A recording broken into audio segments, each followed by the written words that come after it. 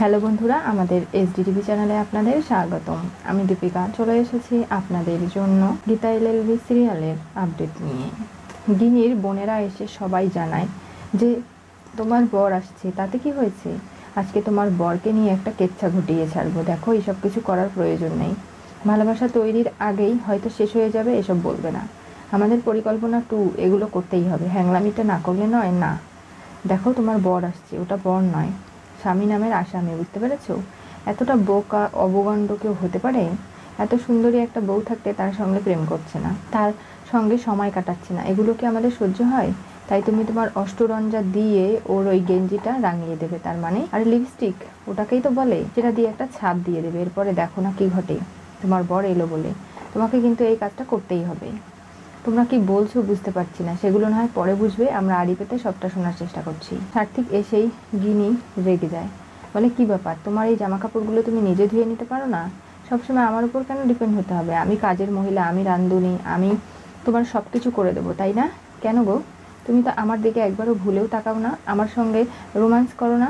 আচ্ছা, এই সমস্ত কি কথাবার্তা হচ্ছে? মনটা চায় যে কি করতে, না কি করবে। তখনই চুপ করে সার্থিকের সাথে একটা লিপস্টিক দিয়ে দাগ বসিয়ে দেয় আর বলে, এসব কি কি আবার, এগুলো কি? তোমার পিয়ের সঙ্গে যে তোমার জমে গেছে সেটা তো আমাকে বললে না।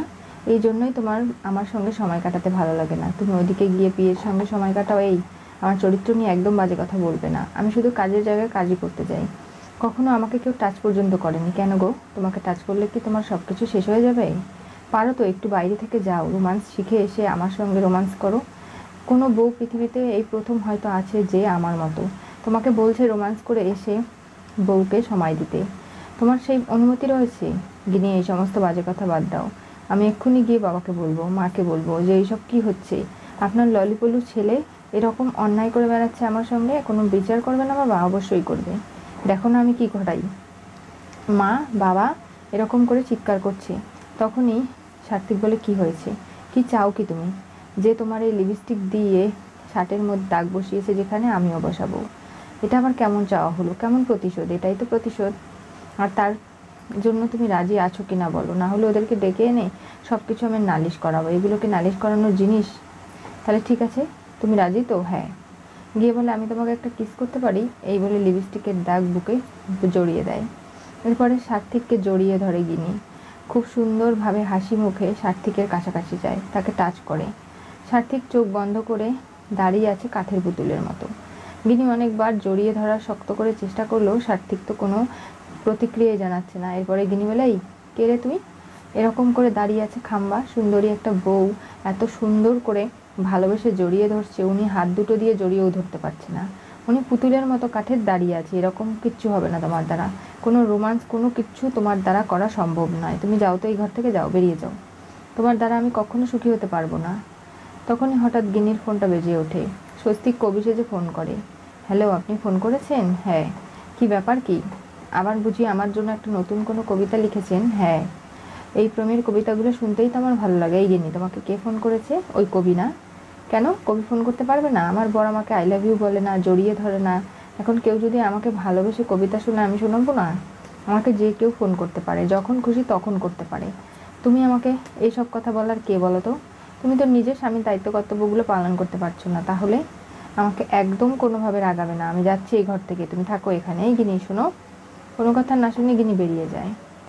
খানিকক্ষণ বাদে গিনি এবং বাকি বোনেরা সবাই দরজায় আড়ি পেতে দেখতে লাগে যে সার্থিক আয়নার সামনে দাঁড়িয়ে দেখছে যে সেখানে লিপস্টিকের দাগ লেগে গেছে, আর যার কারণে সার্থিক ওই জায়গাটা আলতো করে আদর করে দিচ্ছে। এমনকি গিনি যে জড়িয়ে ধরেছিল সার্থিককে, সেটাও বারবার ভাবনা চিন্তার মধ্যে তার আসতে থাকে। দেখো, তোমার স্বামীর রোম্যান্স জেগে উঠেছে, এরকম একটা বউ থাকলে কার না রোম্যান্স হবে না বলো? দেখছো কীরকম করে নিজে তোমাকে অনুভব করছে, যার কারণে এই স্মৃতিগুলো আঁকড়ে পাচ্ছে। আমি বুঝতে পারছি না, আমার এই ক্ষীর তৈরি হওয়ার আগে ইচ্ছা না কেটে যাবে না তো? এই সমস্ত কথা বলো না, সব কিছু ঠিক হয়ে যাবে, আমরা সবাই আছি তোমার সঙ্গে, আমরা তোমাদের দুজনের মিল করিয়েই ছাড়বো। তোমার বর তোমার প্রেমে পড়েই গেছে, ভাবো না একবার, তা না হলে কোনোদিনও কেউ টাচ করেনি ওকে। রমণীর টাচ পেয়ে নতুনভাবে বাঁচতে শিখেছে আমার বরটা, এত ভালোভাবে ব্যবহার করছে যে বলে বোঝাতে পারবো না। আর তার কারণেই দেখো কিভাবে আয়নার সামনে দাঁড়িয়ে নিজেকে কল্পনা করছে তোমার সঙ্গে। গিনি খুশি হয়ে যায়। এদিকে রাত জেগে গীতা অনেক কেস স্টাডি করছে, তার মধ্যে এই ঝর্ণার কেসটা সব থেকে সেরা। অগ্নিজিৎ বলে, কি ব্যাপার, তুমি এত রাত জেগে কি কেস স্টাডি করছো বলো তো? কেন, যে কেসটা তখন আপনার অবাধ্য হয়েও আমি নিলাম, এতে করে তুমি কিন্তু আমাকে ইনসাল্ট করছো গীতা। না, আপনার ক্লায়েন্ট আপনার ওপর সন্তুষ্ট হারিয়ে আমার কাছে এসেছে, আমি তাকে ফিরিয়ে দিতে পারবো না। হ্যাঁ মানছি আমি এই বাড়ির বউ, তার আগে আমার একটা পেশা রয়েছে, সেটাতে আমি বেশি করে সম্মান দিই, মূল্যায়ন করি। আর আমি যখন কেসটা হাতে নিয়েছি আমি তো তদন্ত করবই। গীতা, তুমি বুঝতে পারছো না, এর গোড়া শেকড় অবধি অনেক গভীরে, তুমি পারবে না সেগুলো করতে। কেন? আমি যদি পারি তাহলে আপনার সমস্যা কি? আপনি কি শিখেছেন? শুধু কারি কারি টাকা নিয়ে লোককে ঠকানো। কেসের কোনো হিয়ারিং নেই, কোনো ডেট নেই, কোনো কিছু নেই, শুধু টাকা খেয়ে বসে থাকলে বড়লোক হলেই চলবে? গীতা, তুমি কিন্তু আমাকে অপমান করছো। তো কি করতে পারি বলুন? এরকম করে একটা অসহায় মানুষ আমাকে ফি দিতে না পারলে ওর কেসটা আমি লড়বো। গীতা, এতে করে তোমার পরিবার সংসার সব কিছু নষ্ট হয়ে যায়, আমি সেটা কখনো চাই না। তখনই পদ্ম এসে বলে, ঠিক আছে গীতা বৌদি, তুমি এসব করো না, বড়বাবু যখন নিষেধ করছে বাদ দাও না। গীতা অবাক হয়ে যায়, বলে, তুই একটা মেয়ে হয়ে আর একটা মেয়ের এত বড় সর্বনাশ চোখ দিয়ে দেখতে পারবি? আমি ছেড়ে দেবো কাক শকুনকে যাতে এই সমাজের ছিঁড়ে খায় ওই মেয়েটাকে? ওই মেয়েটার বিপদে পড়েছে, তাকে আরও বিপদে ঠেলে দেবো আমি? সেটা যে পারবো না। যখন আমি তোর এই হাতটা শক্ত করে ধরেছিলাম পদ্ম, তখন কেন বলিসনি যে তোর বড়বাবুর পরিবারের ক্ষতি হবে, তার সমস্যা হবে, তার ঝামেলা বাড়বে? তখন তো বেশ কোর্টে আমি তোর জন্য আর্গুমেন্ট করছিলাম আর তুই আমার পাশে ছিলিস। এমনকি তুই সমস্ত সাক্ষ্য প্রমাণ জোগাড় করার জন্য তোকে যেমন যেমন বলেছিলাম সেটাই মেনে নিয়েছিস। তাহলে আজকে কেন এগুলো কথা উঠছে? নিজের বেলা যে কাজটা তোরা করতে পারিস সেটা অন্যের বেলা কেন আমাকে করতে দিবি না? আমি প্রফেশনাল লয়ার, একজন ক্রিমিনাল লয়ার, যার কিনা উচিত যে পুলিশের কি তদন্ত করেছে না করেছে সেগুলো নিজে যাচাই বাছাই করা, এরপরে তার কাছ থেকে সাহায্য সহযোগিতা নিয়ে কেসটা কোর্টে তোলা। আর এই ফাইলে সমস্ত ডিটেলস রয়েছে, এটা দেখলে একটা কোনো বাচ্চা বুঝতে পারবে যে আসলে এই কেসে কিচ্ছু নেই। তারপরেও আপনি কেন এই কেসটা সলভ করতে পারেননি বাবা? নাকি আপনি ইচ্ছে করে পঙ্কজ খাসনবিজের মতো এত ভালো একজন পুলিশ অফিসার সৎ পেয়েও সব দিক থেকে আপনি এতটাই নিজেকে গুটিয়ে নিয়েছেন যে এই কেসের সুরাহা করতে আপনি নিজে থেকেই চাননি? গীতার কথায় প্রচণ্ড রেগে যায় অগ্নিজিৎ মুখার্জি। বলে, আমি তোমাকে বলছি বৌমা, একজন বড় হয়ে শ্বশুরমশাই তোমাকে আদেশ করছে, তুমি এই কেসটা নেবে না। আমি এই কেসটা নেব, আমি ওই মেয়েটাকে ন্যায় বিচার পাইয়ে দেব। কেন আপনি আমাকে জেদ করছেন? আপনি জানেন যে আমি আমার নিজের প্রফেশনের সঙ্গে অন্য কোনো কিছুকে গুলিয়ে ফেলি না, অন্য কারো কোনো কথা আমি শুনবো না। আর পদ্ম, তুই এইবারে নুন খেয়েছিস। তোর তো উচিত ছিল যখন তোর কেসটা আমি লড়ছিলাম, তোর এই বড়বাবুর ক্ষতি হবে, তার পরিবারের বিপদ হবে, এই সব কিছু ভাবনা চিন্তা করা। তোর হাতটা আমার হাত থেকে ছাড়িয়ে দেওয়া। এই কেসটাতে তোর কোনোভাবে কৃপানকে শাস্তি দেওয়া উচিত ছিল না। তাহলে কেন দিয়েছিলিস? নিজের বেলা ন্যায় বিচার চাস আর অন্যের বেলা নয়, এটা তো কখনো হতে পারে না। গীতা বৌমা, আমি তোমাকে বুঝিয়ে বলছি, দেখো এই কেসটা তুমি হাতে নিও না। কেন বাবা, কেন? আপনি যা কিছু জানেন আমাকে বলুন না, তা না হলে আমি ভাববো আপনি মানুষকে ব্ল্যাকমেল করে টাকা হাতিয়ে নেন। গীতা এলএলবি, এই অগ্নিজিৎ মুখার্জি, আমি বললাম তো আপনাকে যে এই কেসটা থেকে আমাকে কেউ সরিয়ে দিতে পারবে না। ঝর্ণার সঙ্গে কথা বলতে পরের দিন গীতা চলে যায় তার বাড়িতে। সেখানে গিয়ে জানতে পারে তার স্বামী সঞ্জয়ের সঙ্গে কারো ধস্তাধস্তি হচ্ছিল, কথা কাটাকাটি হয়েছে। সেখানেই তার মুখটা স্পষ্টভাবে দেখতে পারেনি ঝর্ণা, তবে সে যখন সামনে গিয়েছিল একবারের জন্য তার মুখ দেখেছে, তখন থেকে সে তার স্বামীকে ছেড়ে দিয়ে চলে যায়। কিন্তু পরের দিন কীরকম করে যেন তার স্বামীকে আবার কিডন্যাপ করে তারা নিয়ে চলে যায়।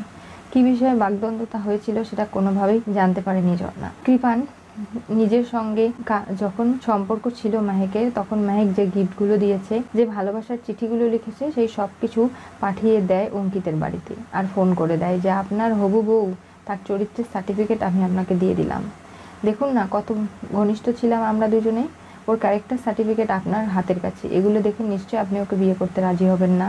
আর কৃপানের এমন ফোন, এমন প্রস্তাবে অনেকটাই রেগে যায় অঙ্কিত, কারণ সে গীতাকে কথা দিয়েছে সে বিয়ে করলে মেহেককেই করবে। মেহেকের মতো ভালো মেয়েকে সে যোগ্য সম্মান দিয়ে মাথায় করে তার বাড়িতে এনে রাখতে চায়, কোনোভাবেই তার যেন কোনো কষ্ট না হয় সেই বিষয়টা সে নিজে দেখেই হতে চলেছে গীতা এলএলবি সিরিয়ালের পরবর্তী টুইস্টে। গিনির প্রেমে পড়লো সার্থিক। গীতা পর্দের সাথে লড়াই করলো অগ্নিজিৎকে নিয়ে। আজকে অগ্নিজিৎ মুখার্জি গীতাকে নিজের জীবন থেকে দূরে সরিয়ে যেতে দিতে চায় না। গীতাও সঞ্জয়ের মতো হারিয়ে যাক সেটা সে চায় না বলেই গীতাকে বলেছে নিজের চরিত্র পাল্টাও।